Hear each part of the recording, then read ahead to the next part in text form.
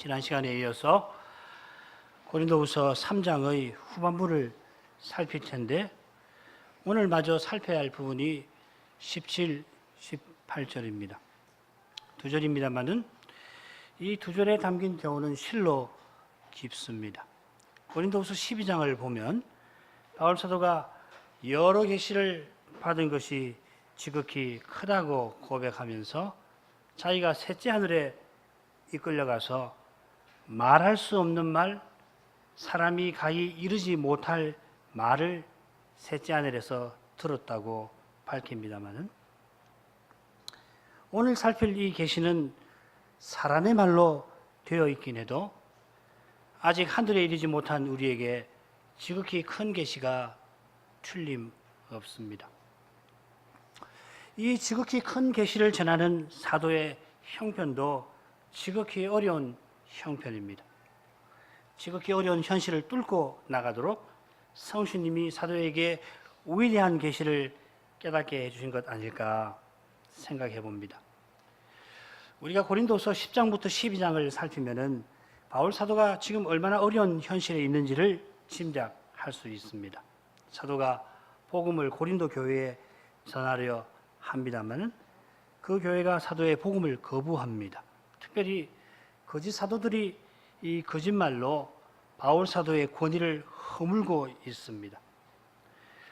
이런 중대한 일이 생기기 전에도 고린도 교회는 여러 파당으로 갈려서 바울 사도를 판단하였습니다. 우리가 살핀 대로 사도가 고린도 전서를 포함해서 이미 여러 번 서신을 보냈고 직접 방문하기도 했습니다마는 성신님이 고린도 교회를 붙들어 주시지 않았다면 사도의 노력이 그야말로 수포로 돌아갈 뻔했습니다. 위기를 겨우 벗어났나 싶었는데 이전보다 더 큰 파도가 밀어 닥치고 있습니다. 사도의 권위를 멸시하는 현실에서 교회는 오직 말씀으로 세워진다는 이 진리, 믿음은 들음에서 나온다. 그리스도의 말씀을 들음으로 말미암는다는 이 진리마저 위태로워 보입니다. 그런 위태로운 현실에서 사도가 고린도 후서를 기록하면서 위대한 교훈을 전합니다. 주님이 사도를 통하여 위대한 일을 행하실 것을 바라보는 것입니다. 이것이 12절에서 사도가 말하는 이 같은 소망입니다. 이 소망은 교회를 핍박하던 자기를 교회의 터가 되게 하시는 그리스도를 바라는 것입니다. 그리스도께서 성신으로 살 같은 마음판에 그 말씀을 쓰셔서 이 허영의 도시 고린도 지방에 그리스도의 교회가 서게 하셨습니다. 그 당시 고린도 하면, 고린도라는 말을 하면 그 시대 사람들 마음에 떠오르는 낱말 하나가 있습니다. 음란입니다. 오죽하면 고린도처럼 행한다 하는 낱말이 생겨날 정도입니다. 그 음란한 일을 행한다 할 때 고린도처럼, 고린도 사람처럼 행한다 하는 낱말이 있습니다. 게다가 성신의 은사를 풍성하게 받았어도 그 은사로 그리스도 안에서 어린아이 짓 했으니까 눈에 보이는 현실은 절망밖에 없습니다. 그러나 사도는 부활하신 그리스도 안에서 이 같은 소망을 발견합니다. 영광의 소망이신 그리스도께서 이 고린도 교회를 주님의 몸으로 인정하시니 사도가 담대히 말하였습니다. 고린도 전서를 보면 1장 9절에 보면 너희를 불러 그의 아들 예수 그리스도와 더불어 교적해 하시는 하나님은 미쁘시다. 사도가 찬송하는데 그때보다도 형편이 더욱 나빠졌습니다만은 지금 고린도 전서와 후서 사이는 몇 달 안 될 텐데요. 그 사이 그렇게 긴 기간이 아닌데 사정이 더 나빠졌습니다만은 그러나 주님이 촛대를 옮기지 않으신 까닭에 사도는 복음 전할 수 있는 그 기회를 굳게 붙잡습니다. 굳게 붙잡을 뿐만 아니라 거리낌 없이 담대히 복음을 전합니다. 순수하게 복음을 전하면 절대 실패함이 없는 까닭입니다. 주님이 그 복음을 쓰셔서 생명, 영원한 생명에 이르게 하시든지 혹은 사망에 이르게 하시든지 그분이 하실 겁니다. 절망밖에 없는 현실에서도 복음의 그리스도는 얼마든지 영광의 소망이 되십니다. 복음은 반드시 승리합니다. 말씀 사역자는 쇠사슬에 매일지라도 그 사슬이 복음을 매지 못합니다. 결박할 수 없습니다. 오히려 사도의 매임을 통하여 복음은 역사합니다. 빌립보서 1장 13, 14절입니다. 이러므로 나의 매임이 그리스도 안에서 온 시일의 안과 기타 모든 사람에게 나타났으니 형제 중 다수가 나의 매임을 인하여 주 안에서 신뢰함으로 겁 없이 하나님의 말씀을 더욱 담대히 말하게 되었느니라. 바울 사도는 자기가 담대히 복음을 전하는 그 일이 무엇인가를 13절 이하에서 밝힙니다. 줄거리 다시 보시죠. 13절, 우리는 모세처럼 수건을 그 얼굴에 쓴 것 같이 아니한다. 14절, 저희가 완고해서 수건이 벗어지지 아니하니 수건은 그리스도 안에서 벗어지는 것이다. 15, 16절, 저희 마음에 수건이 덮였는데 주께로 돌아가면 수건이 벗어지리라. 17, 18절, 우리는 수건을 벗은 얼굴로 주의 영광을 본다. 지난 시간 함께 출애굽기 13, 14장을 살폈는데 바울 사도는 이스라엘이 금송아지 우상 숭배로 언약을 파괴했던 그때에 어떤 일이 있었는가, 그 일을 들어서 지금 자기가 처한 현실에서 어떤 심정으로 복음을 담대하게 전하는가를 밝힙니다. 사도는 고린도 교회를 방문할 그 일을 앞두고 자천서를 언급해야 하는 처지입니다. 고린도 교회가 누구보다 이 바울 사도의 편지인데 사도가 천거서를 언급해야 할 정도로 이 교회는 거짓 사도의 속임에 빠져서 하나님의 언약을 저버릴 그런 위태로운 형편에 처했던 것입니다. 이 단락에서 사도의 교훈을 이해하기 어려운 점은 수건이라고 하는 이 중요한 이미지가 얼른 보면 일관되게 사용되지 않는 것처럼 보이기 때문입니다. 그러나 줄거리를 보시면 사도는 정교한 방식으로 이 수건의 이미지를 사용합니다. 모세가 수건을 얼굴에 썼는데 사도는 수건을 벗은 얼굴을 하고 있습니다. 게다가 바울 사도와 같이 모세도 수건을 벗은 얼굴로 주의 영광을 보았습니다. 모세가 수건을 쓴 것은 자기 백성의 완고함과 붙어 있습니다. 이게 바로 지난 시간 살핀 출애굽기 33, 34장에서 우리가 살핀 중요한 교훈입니다. 모세가 시내산에서 주의 영광을 뵙고 주의 계시를 받았을 때 그의 얼굴이 빛났는데 그 빛난 얼굴로 자기 백성에게 말씀을 전합니다. 말씀을 전하지 않을 때에만, 주의 영광을 배웠고 주님께 말씀을 듣지 않는 때에만 모세가 자기 얼굴을 수건으로 가렸습니다. 모세가 그렇게 했던 것은 오직 자기 백성을 사랑해서입니다. 주의 영광을 시내산에서 배웠을 때 인자, 진실이 충만한 하나님을 배웠거든요. 모세도 백성 사랑하는 마음이 가득해서 그러는 건데 이스라엘이 날마다 영광 구름을 보고도 배도한 그 연약한 사실을 모세는 염려했던 것입니다. 완고한 이스라엘의 심각한 문제를 해결할 수 있는 길은 오직 말씀뿐입니다. 말씀의 거룩한 빛만이 이스라엘의 그 죄를 밝히 드러내어서 그들을 오실 메시아에게로 이끄는 것입니다. 그런 까닭에 말씀을 전할 때에만 수건을 벗고 빛나는 얼굴을 드러내었습니다.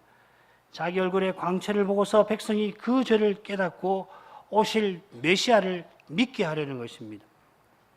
그러나 저희 마음, 곧 이스라엘 자손의 마음이 완고하여 오늘까지라도 사도 시대에도 구약을 열심히 읽지만은 구약에서 메시아의 영광을 보지 못합니다. 모세를 자랑하면서 구약을 모세의 글을 읽지만은 마음이 가려져서 모세가 교훈하는 것을 보지 못합니다. 13절에 장차 없어질 것의 결국은 옛 언약이 폐하여지는 것인데 언약 백성이 배도하는 것을 통하여 폐하여지는 것과 붙어 있는 것 같습니다. 이 불행한 현실을 이미 맛본 모세는 금송아지 사건에서 이미 맛본 모세는 어떻게든지 그런 일을 막아보려고 했던 것입니다.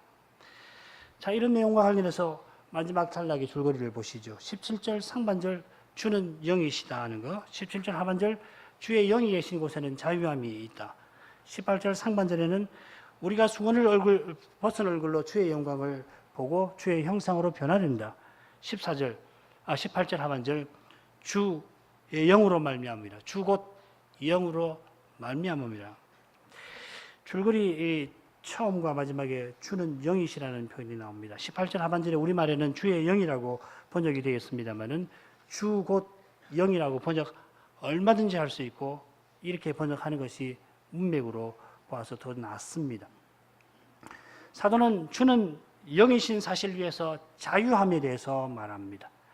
이 자유함이라고 하는 것은 12절에 나오는 담대함과 담대히 말하는 것과 붙어 있습니다. 복음 전파와 관련된 자유함입니다. 18절 상반절은 복음이 순수하게 전파될 때에 어떤 일이 있는지를 설명합니다. 주는 영이심으로 사도는 거리낌 없이 복음을 전합니다. 이 고백이 얼마나 놀라운 것인가? 이 고백을 사도가 어떤 현실에 비추어서 하는가를 보시면 잘 아실 것입니다. 사도는 이 고백을 통해서 자기가 어떤 소망을 품고 있는지 18절 하반절에서 드러냅니다. 주 곧 성신으로 말미암음이라. 자, 이런 줄거리에서 이제 본문을 더 자세히 살피죠. 17절 상반절 주는 영이시니. 교회 여러분은 이미 이 말씀이 어떤 뜻이며 어떤 교훈을 담고 있는지 여러 번 들으셨습니다. 가령 지난 부활절에 고린도전서 15장에서 비슷한 말씀을 우리가 함께 살폈습니다. 15장 45절 기록된 바 첫사람 아담은 산 영이 되었다 함과 같이 마지막 아담은 살려주는 영이 되었나니. 여기 이 산 영, 살려주는 영, 우리말로는 영이 똑같이 나옵니다만 원문으로는 다릅니다. 복잡한 이야기 다 생략해버리고 결론만 말씀을 드립니다. 첫사람 아담은 산 영이 되었다 할 때에 이 영은 사람의 영혼을 가리킵니다. 마지막 아담 그리스도시죠. 그리스도는 살려주는 영, 푸뉴마라는 말인데 성신을 가리키는 말입니다. 마찬가지로 3장 17절에 이 영이라고 할 때에 마지막 아담은 살려주는 영이라고 할 때 같은 낱말입니다. 성신을 가리킵니다. 주의 성신이 계신 곳에는 자유함이 있다. 고린도후서 3장에 이 영이라는 말, 푸뉴마라는 말이 7번 나오는데 3절을 보시면은 살아계신 하나님의 영이라 해서 이 영이 푸뉴마가 성신을 가리킨다는 것을 잘 보여줍니다. 마찬가지로 여기서 말하는 주, 키우리오스라는 말은 마지막 아담, 곧 그리스도를 가리킵니다. 바울 사도가 그리스도를 가리켜 주라고 할 때 특별히 부활하신 그리스도를 가리키는 경우가 많습니다. 고린도전서 15장 45절에서도 그렇고 여기서도 그렇습니다. 게다가 부활하신 그리스도를 주라고 부를 때에 그리스도가 여호와이심을 암시합니다. 우리 지난 시간에 고린도서 3장 16절에 언제든지 주께로 돌아가면 그 수건이 벗어지리라 하는 그 표현이 출애굽기 34장 35절을 인용한 것일 것이다. 혹은 거기 나오는 표현을 끌어쓴 것이라고 생각했는데 그렇다면은 바울 사도는 부활하신 그리스도께서 사람 대신 여호와이심을 넌지시 드러내려 했습니다. 바울 사도만 아니라 복음서의 수많은 말씀이 이 주가 여호와를 가리키는 말이고 여호와이신 그리스도를 나타낸다는 것을 증언합니다. 바울 사도는 지금 부활하신 그리스도가 살려주는 성신이시라고 선언합니다. 고린도전서 15장에서는 살려주는 성신이 되셨다 했는데 바로 이 놀라운 사건이 그리스도의 부활에서 일어났습니다. 그리스도께서 부활하실 때 살려주는 성신, 생명의 성신이 되셨습니다. 그러니까 부활에서 그러니까 여기서는 주는 성신이라 선언하는 것입니다. 자, 그렇다면 부활하신 그리스도가 살려주는 성신이 되신 것은 대체 무슨 뜻이고 어떤 교훈이 여기에 담겨 있는 겁니까? 만일 이 주제를 우리가 집중적으로 공부하려고 한다면은 적어도 바울 서신 전체를 낱낱이 살펴야 할 겁니다. 아마 바울의 종말론, 바울의 기독론과 성신론 뭐 이런 표현들 들어보셨을 텐데 이 주제는 바울의 종말론, 기독론, 성신론만 아니라 구원론, 교회론, 인간론과도 관련되어 있습니다. 제대로 이 표현을 연구하려면 요한복음에 나오는 그 보혜사 성신에 관해서 깊이 살펴야 합니다. 예컨대 우리가 평생 이 주제를 살펴도 다함이 없을 정도입니다. 평생 살핀다고 하더라도 부활하신 그리스도가 성신이라고 하는 이 교훈은 여전히 우리에게 신비합니다. 내게서 그리스도의 인격이 나오고 그리스도의 영광이 우리를 통해서 나타나는 이 방식으로 주는 성신이시라는 이 교훈을 우리가 조금씩 깨달을 것입니다. 이 교훈을 깨달아가면은 삼위일체를 겸손히 고백할 수 있고 그 영광을 찬송하지 않을 수 없게 되실 겁니다. 우선 사도의 이 대담한 교훈 선언에서 우리가 주의해야 할 점을 간단히 말씀드립니다. 부활하신 그리스도가 살려주는 성신이 되셨다고 해서 성자 하나님이 성신 하나님과 이제 하나로 통합되어서 삼위 하나님이 위 하나님이 되셨다는 뜻은 절대로 아닙니다. 오히려 성자께서 성신과 영원히 하나이신 까닭에 부활하신 그리스도가 살려주는 성신이 되실 수 있고 이 성신이 지금 그리스도의 영으로 우리 안에 계십니다. 성자는 영원히 아버지의 아들이시고 성신은 영원히 아들과 아버지의 신이십니다. 성신이 지금 우리 안에 내주하시더라도 그분은 여전히 생명의 주여서 지금도 만물이 소성케 하시는 것처럼 그리스도는 여전히 영원하신 아들로 계시면서 동시에 살려주는 성신으로 계십니다. 그처럼 성신도 여전히 아버지와 아들의 신이시지만은 우리 안에는 그리스도의 영으로 내주해 계십니다. 그러므로 왜 그리스도가 살려주는 성신이 되시고 성신이 그리스도의 영으로 우리 안에 계시는가 이렇게 질문하는 것이 좋습니다. 우리가 삼일체에 관한 설명을 아무리 들어도 삼일체는 우리에게 신비 중에 신비입니다. 그러나 하나님이 삼위일체이시니까 우리가 구원받을 수 있고 하나님과 거룩한 사귐에 들어갈 수 있음을 점점점 깨닫고 감사와 찬송의 심정에 나아갑니다. 그와 같이 그리스도께서 살려주는 성신이 되셔서 지금 성신님이 그리스도의 영으로 우리 안에 계시고 성신이 그리스도의 영으로 우리 안에 계셔서 우리가 그리스도의 몸과 그리스도의 지체로 살아갈 수 있으면 족합니다. 부활하신 그리스도는 틀림없이 아버지 우편에 계십니다마는 성신이 그리스도의 영으로 우리 안에 계시는 까닭에 사도는 내가 그리스도와 함께 십자가에 못 박혔나니 그런즉 이제는 내가 산 것이 아니요 오직 내 안에 그리스도가 사신 것이라 고백할 수 있습니다. 성신이 내 안에 계셔서 그리스도의 복음과 더불어 역사하시면 내게서 그리스도의 인격과 특별히 사랑이 틀림없이 나타납니다. 바꿔 말씀드리면은 그리스도가 내 안에 살아계시는 실증을 친히 드러내십니다. 이것이 믿음입니다. 내게서 그리스도의 인격과 사랑이 나오지 않는다면은 그리스도를 믿는 이 믿음에 심각한 문제가 있는 것입니다. 무릇 증오심이나 포복심이 있다면은 그리스도를 믿는 믿음으로 행하는 것 아닙니다. 마찬가지로 그리스도를 믿는 믿음은 그리스도와 함께 고난받는 삶으로 나타나야 합니다. 사람의 힘과 꾀로 이기려고 드는 것은 그리스도와 함께 고난받지 않으려 하는 겁니다. 사람들을 끌어모아서 세력을 만들고 사람의 생각을 짜내어서 꾀를 내는 것은 십자가를 거부하는 겁니다. 고난 없이 영광에 이르려고 하는 것입니다. 그리스도의 부활 생명은 예수의 죽으심을 내 몸에 짊어지는 방식으로 나타납니다. 내가 죽어 다른 이가 사는 것이 부활신앙의 실질입니다. 부모인 내가 죽어야지 자식 안에서 그리스도의 부활 생명이 나타나는 것이에요. 다른 이를 죽여서 내가 살고자 하는 것이 사망입니다. 죄로 말미암은 사망이에요. 방금 말씀드린 대로 주는 영이시라는 사도의 선언이 심오하므로 우리는 고린도후서 3장에서 왜 사도가 이런 심오한 말씀을 하는지를 주로 살피겠습니다.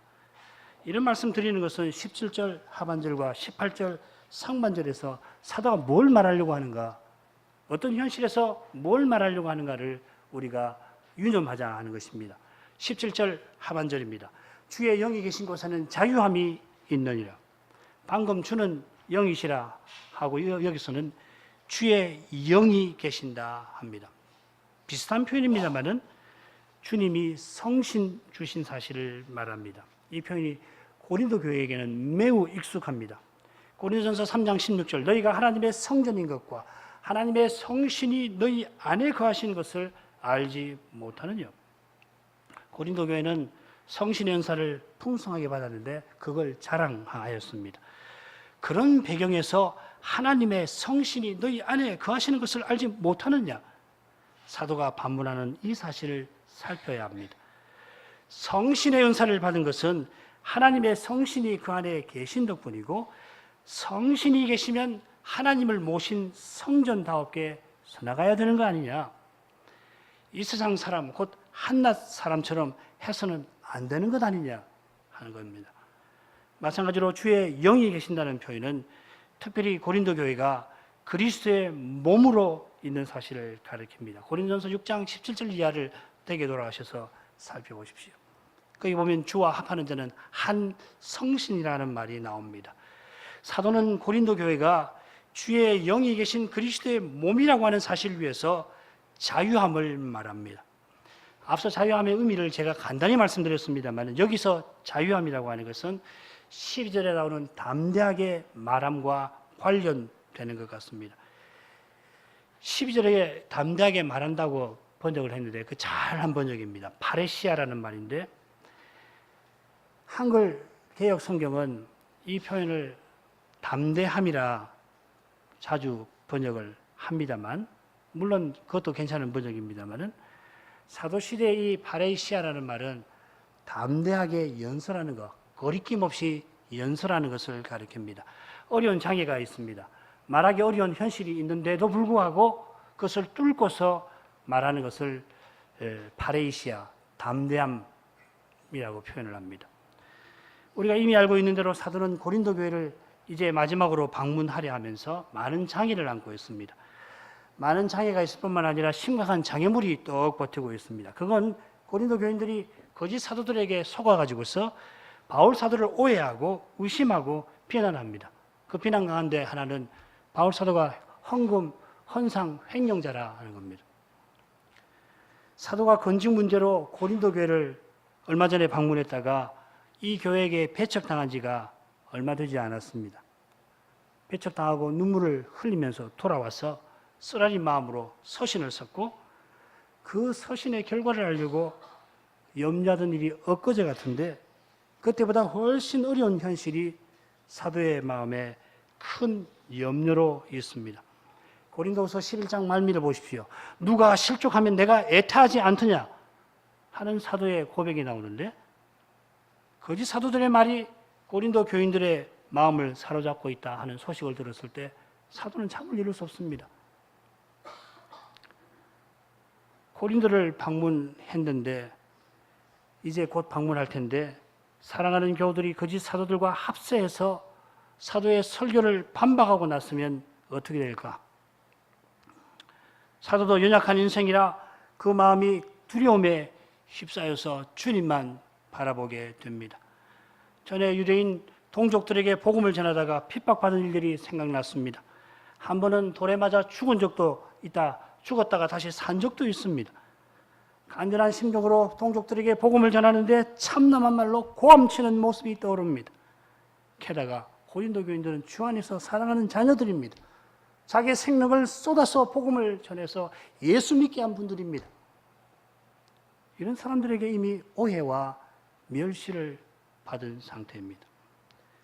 구약의 시인이 그러하듯 사도는 마음이 짓눌려서 염려에 약해지고 애타하다가 주의 영이 성신이 고린도 교회에 계신다는 사실에 확신을 얻습니다.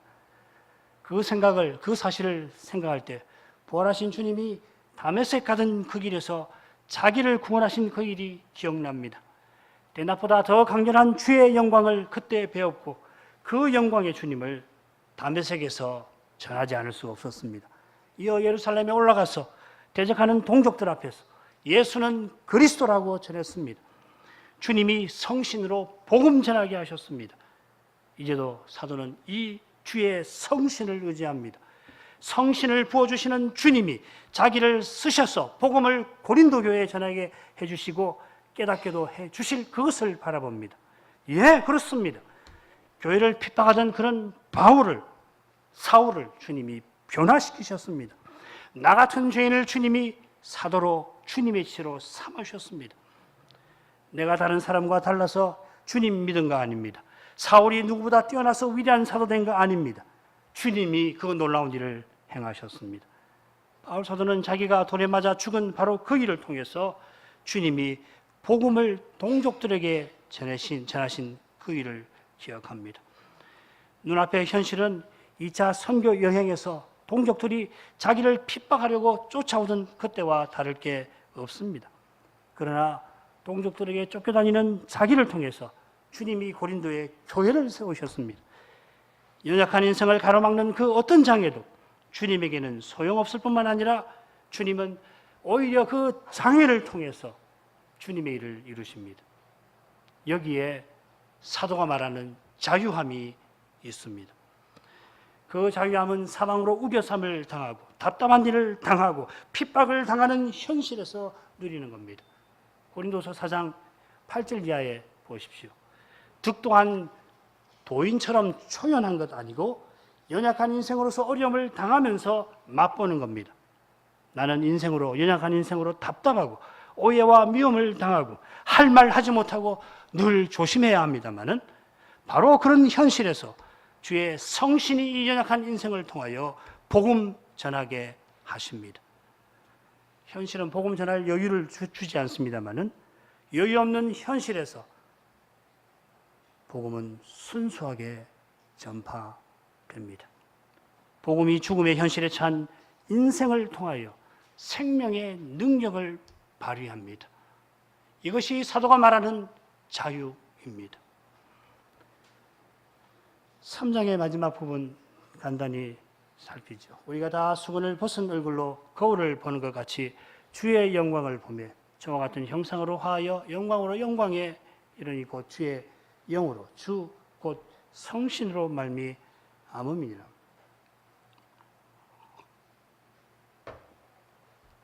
이 말씀에서 우리가 살펴야 할 주제가 여럿입니다만은 우선 우리가 다 이 표현을 한번 잠시 생각해 보십시다. 여기서 우리는 누굴까요?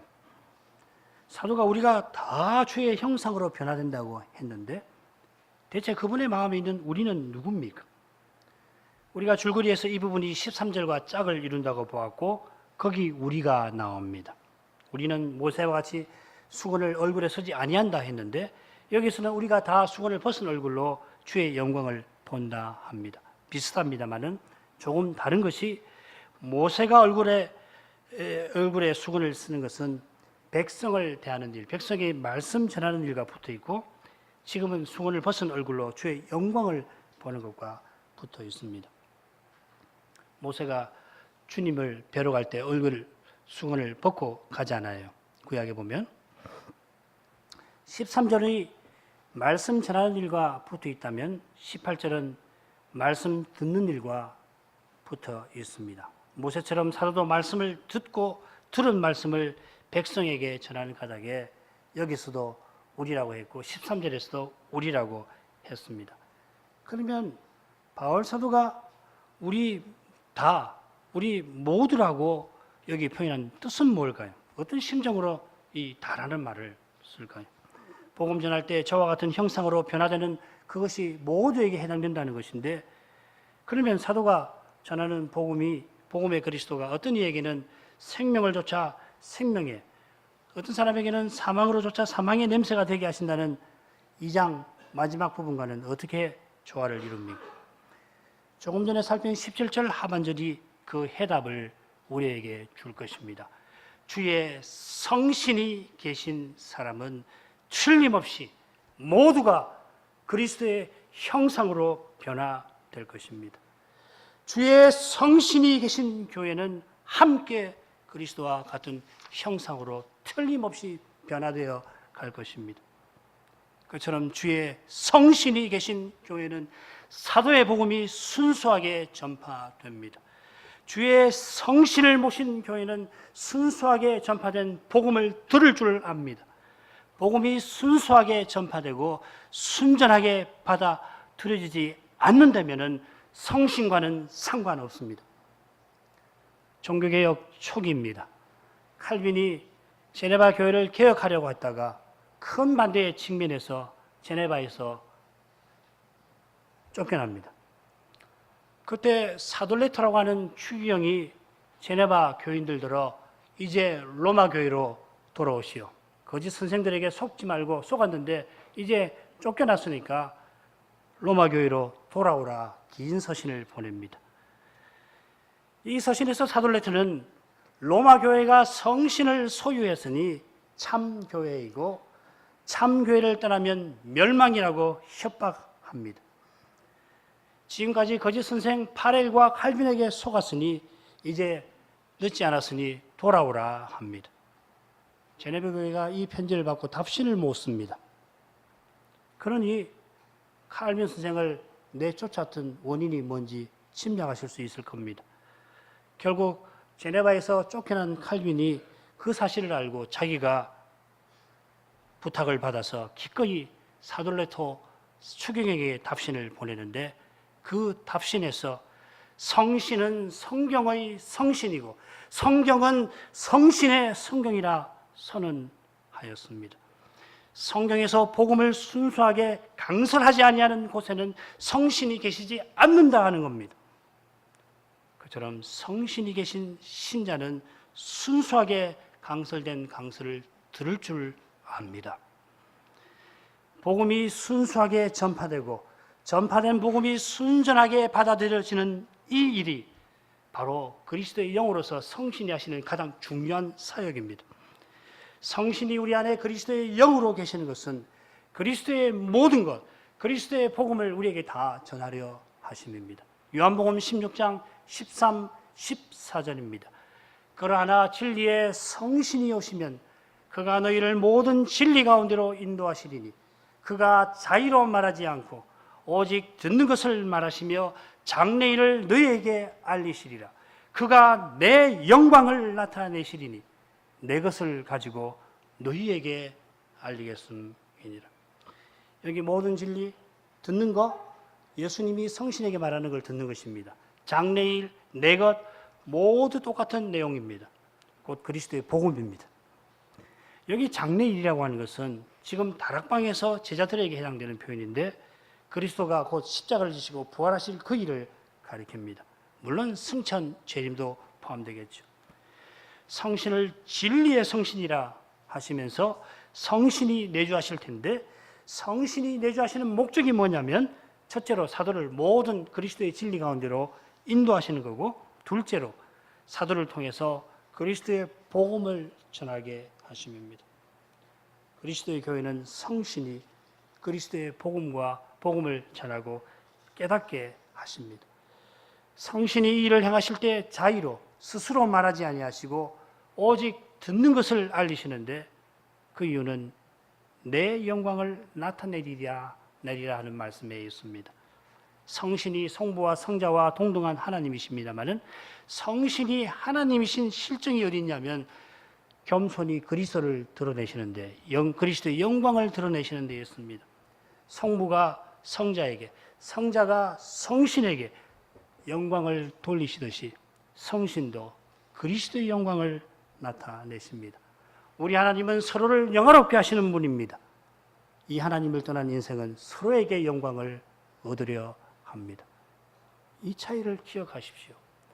성신이 그리스도의 영광을 나타내려고 오순절에 강림하셨는데 그 내용이 바로 고린도 후서 3장 18절에서 사도가 주의 영광을 보는 것이라고 표현합니다.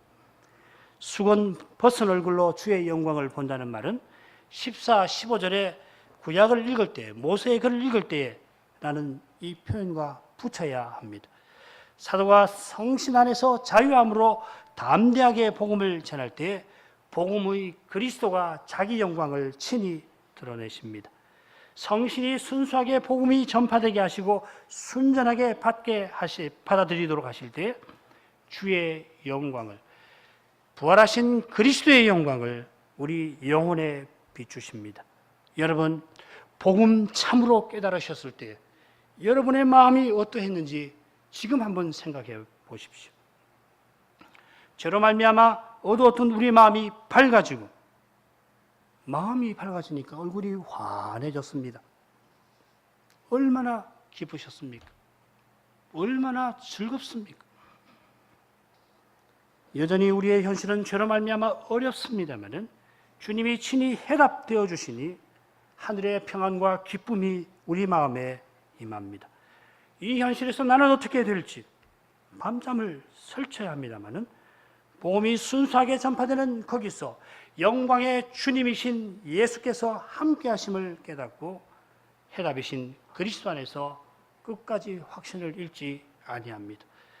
예수님은 틀림없이 다시 오셔서 자기를 바라는 모든 사람을 주님과 같아지게 하실 것입니다. 그때까지 주님은 성신과 말씀으로 자기 교회를 친히 세워나가실 것입니다. 이 소망을 가진 신자들마다 그리스도를 닮아갑니다.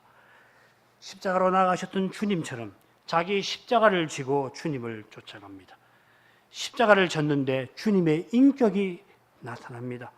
십자가에서 멸시받아도 오히려 멸시하는 사람을 위하여 기도하시는 주님의 심정을 사모하게 됩니다.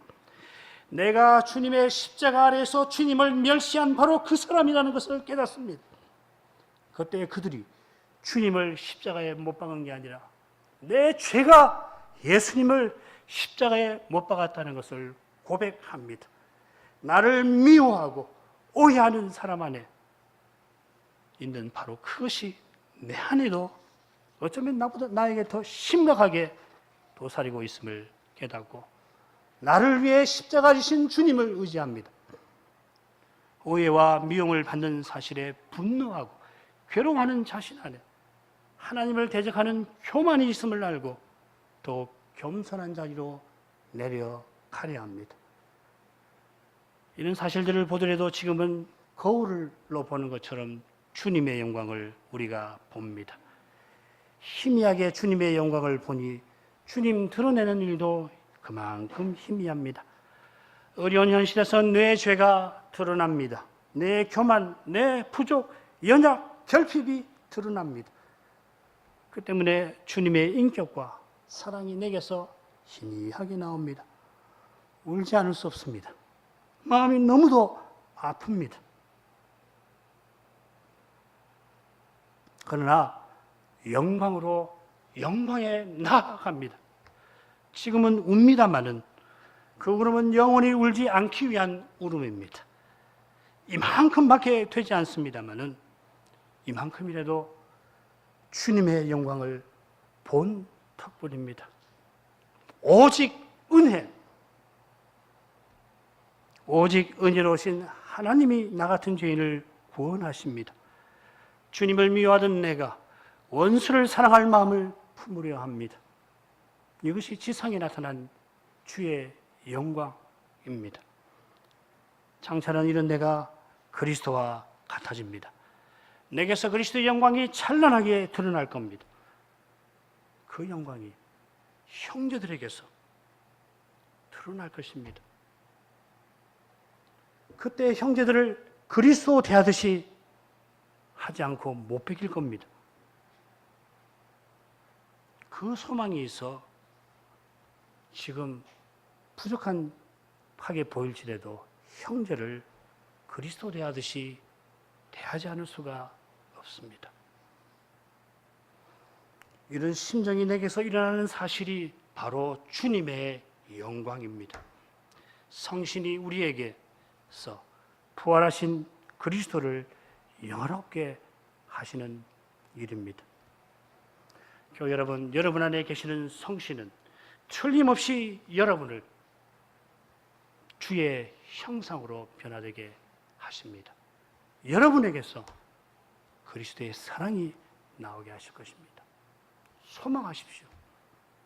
기도하시겠습니다. 거룩하신 아버지, 사도가 고린도를 방문하기에 앞서서 이 절절한 서신을 기록한 심정을 조금 살피게 하셔서 감사합니다. 사도를 통하여 드러내신 주님의 영광은 실로 놀랍습니다. 성신님이 복음의 말씀으로 이런 일을 이제도 행하시는 줄 믿습니다.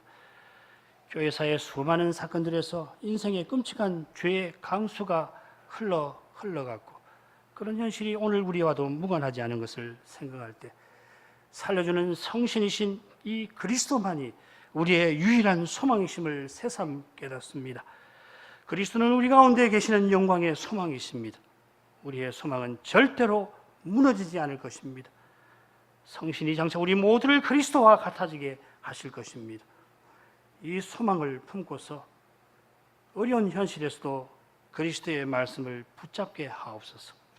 그 말씀이 우리에게 빛이 됩니다. 복음의 그리스도가 우리를 틀림없이 건지시고 또 건지실 것입니다. 예수님의 이름으로 기도합니다. 아멘.